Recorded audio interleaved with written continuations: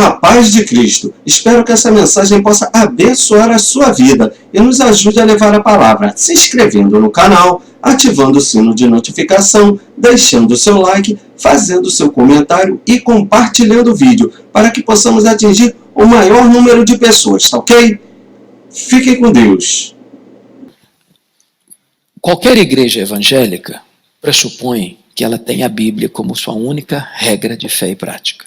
Se não tem, não pode ser chamada de uma igreja evangélica. Então, o que a Bíblia diz é que Deus instituiu o casamento.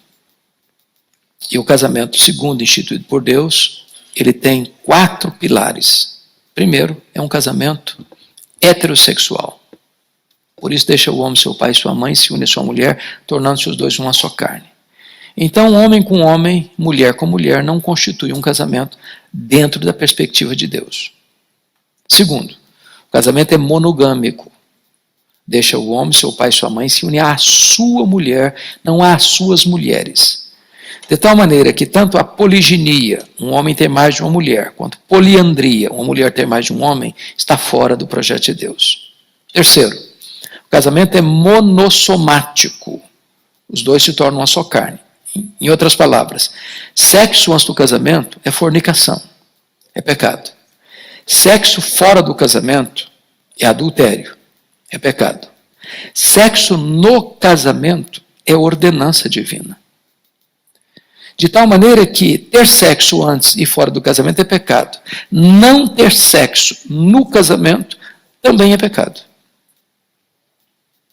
Ou seja, é uma ordenança divina. Quarto pilar, o casamento é indissolúvel. O que Deus uniu, não o separe o homem. A palavra homem, aí no grego, está no neutro.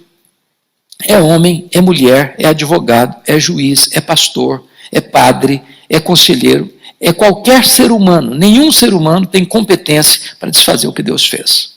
Alguns argumentam assim, bom, mas o meu casamento não foi Deus que fez. Quando eu me casei, eu fui contra meu pai, fui contra minha mãe, fui contra meu pastor.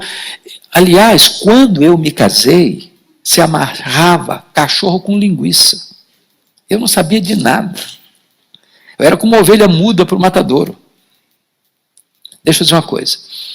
Ainda que alguém não tenha consultado a Deus ou desobedecido os pais ao se casar, tendo se casado, Deus ratificou aquela aliança. De tal forma que ninguém tem autoridade de divorciar-se em nome de Deus, dizendo que Deus está nesse negócio. Agora, a Bíblia diz que tem 2 cláusulas para um divórcio. E isso está na nossa confissão de fé, como símbolo de fé. Primeiro, infidelidade conjugal. Mateus 19, 9. Ou seja, quando um cônjuge é traído, seja ele o homem, seja ela a mulher, a pessoa traída pode se divorciar. Não está dizendo que deve. O divórcio não é ordenança. O divórcio é permissão. Deus não instituiu o divórcio, Deus instituiu o casamento.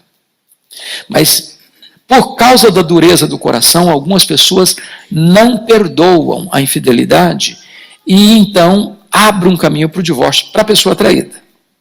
Segunda cláusula é abandono irremediável. 1 Coríntios 7, versículo 15. Quando José e Maria, hipoteticamente, se casam. E o José diz para Maria assim, Maria, eu não quero mais ficar casado. Eu não quero morar com você mais. Eu não quero ficar mais com você. Eu vou embora. Sai de casa, arruma as malas e some. A Maria que foi abandonada não está obrigada a viver debaixo desse jugo. Porque o José que estava casado com ela não quer mais ficar casado com ela. Abandonou-a. Então ela está livre. Ou vice-versa. Se foi a Maria que abandonou o José está livre. Portanto, o Novo Testamento estabelece essas 2 cláusulas exceptivas. Ou adultério ou abandono. Mas aí vem uma questão que eu acho que está dentro da sua pergunta. A pessoa disse, bom pastor, mas e o meu caso? Não teve infidelidade, não teve abandono. Só que eu já estou divorciado e eu já estou casado de novo. E o que eu faço agora? Não tem saída para mim? Não tem cura para mim? Estou condenado? Estou perdido? Veja bem, essa é uma situação que não tem consenso entre os evangélicos. Entretanto, nós entendemos, e eu não conversei com o meu pastor aqui para saber a posição dele, mas eu creio que ele deva pensar como eu, é que só existe um pecado sem perdão, que a Bíblia menciona. E esse pecado chama-se blasfêmia contra o Espírito Santo. Em outras palavras, também é dito em Hebreus 6, 4 a 6, que é a apostasia, é um abandono irreversível, deliberado, consciente, afrontoso à fé cristã. Alguém que um dia professou a fé cristã, que foi membro da igreja, que foi batizado, que frequentou a igreja, que às vezes até pregou, que até foi líder da igreja, e que depois vira as costas. Eu não creio mais, eu abomino isso.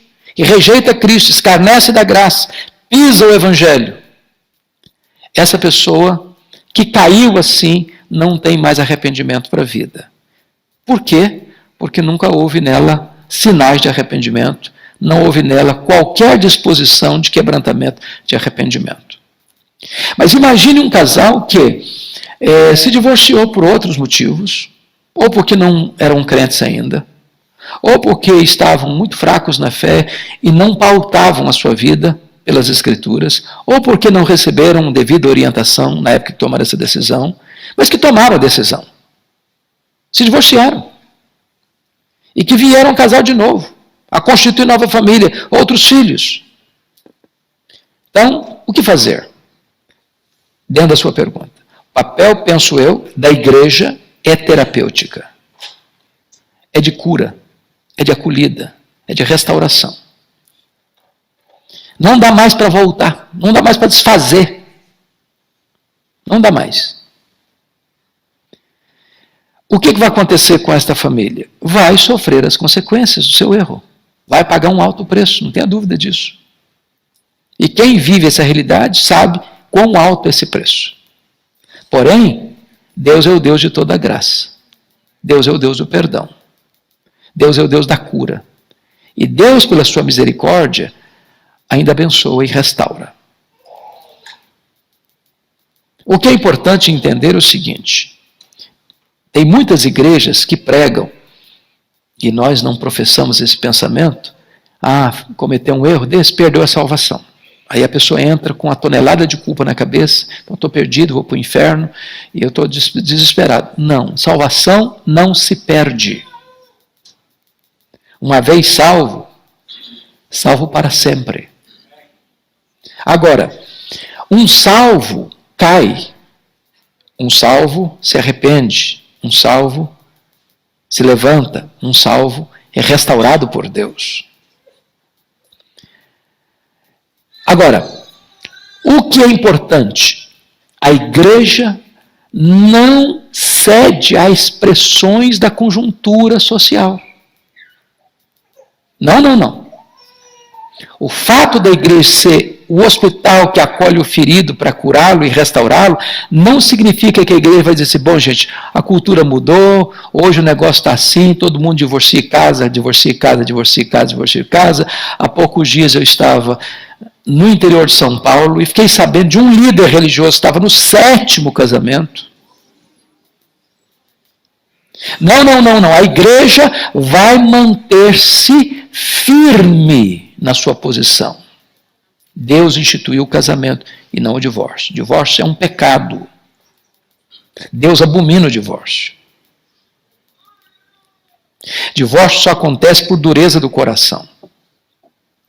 Então a igreja não se acostuma com isso, não se adequa a isso, não aplaude isso, não aprova isso, não põe nas suas normas que agora vale qualquer coisa, em absoluto. Em absoluto. Os princípios e os preceitos de Deus, numa linguagem de um ex-ministro brasileiro, de um neologismo, são imexíveis. Imexíveis. Não dá para mudar, não dá para arrancar os marcos. Eu não sei se eu fui claro na resposta.